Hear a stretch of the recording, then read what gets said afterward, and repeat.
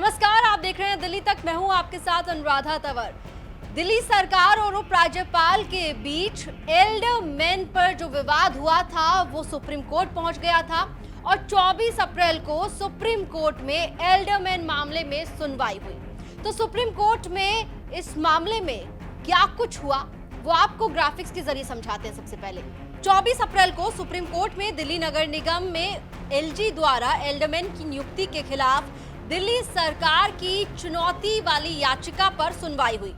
Chief justice of India DY Chandrachud और justice JB Pardiwala की bench के सामने दिल्ली सरकार के वकील अभिषेक मनु सिंघवी ने मामले की सुनवाई को टालने की मांग की।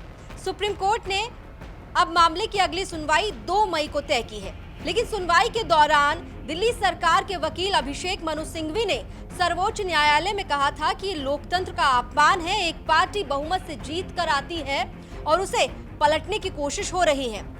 इससे पहले सुप्रीम कोर्ट ने इस मामले में उपराज्यपाल कार्यालय को नोटिस जारी कर जवाब मांगा था। दूसरी ओर इस मामले में उपराज्यपाल कार्यालय का कहना था कि 2019 में government of national capital territory of Delhi act में हुए बदलाव के बाद कानूनी स्थिति बदल चुकी है। यूं तो दिल्ली में अब 2 दिन के बाद फिर से मेयर चुनाव होने जा रहा है 26 अप्रैल को, लेकिन ये मामला जो है फरवरी में मेयर चुनाव हुआ था उससे जुड़ा हुआ है। उस दौरान मेयर चुनाव से पहले दिल्ली के उपराज्यपाल विनय कुमार सक्सेना की ओर से 10 एल्डरमैन को नियुक्त किया गया था, यानी कि 10 मनोनीत पार्षदों को नियुक्त किया गया था और वो 10 के 10 जो पार्षद थे, मनोनीत पार्षद थे, वो भारतीय जनता पार्टी से जुड़े हुए नेता थे। इस पर आम आदमी पार्टी ने ऐतराज जताया और फिर इस मामले में शुरुआत में तो बयानबाजी होती रही, लेकिन फिर इस मामले को लेकर दिल्ली सरकार ने सुप्रीम कोर्ट में याचिका लगाई थी और ये कहा था कि जिस तरह से उपराज्यपाल के द्वारा भारतीय जनता पार्टी के लोगों को एल्डरमैन के तौर पर नियुक्त किया गया है वो सरासर गलत है। आपको बता दें कि इतिहास में ये पहली बार हुआ जब नगर निगम में मनोनीत पार्षदों को उपराज्यपाल के द्वारा नियुक्त किया गया। इससे पहले दिल्ली सरकार के द्वारा ही 10 एल्डरमैन को चुना जाता था और उसके बाद उस पर उपराज्यपाल की ओर से मोहर लगती थी।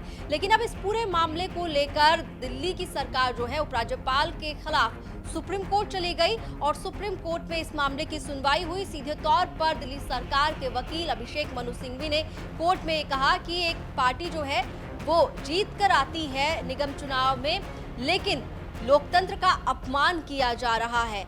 अब इस मामले में जो अगली सुनवाई है वो 2 मई को होगी। 2 मई को देखना होगा कि सुप्रीम कोर्ट में इस मामले पर क्या होता है। दिल्ली से जुड़ी तमाम खबरों के लिए आप देखते रहिए दिल्ली तक।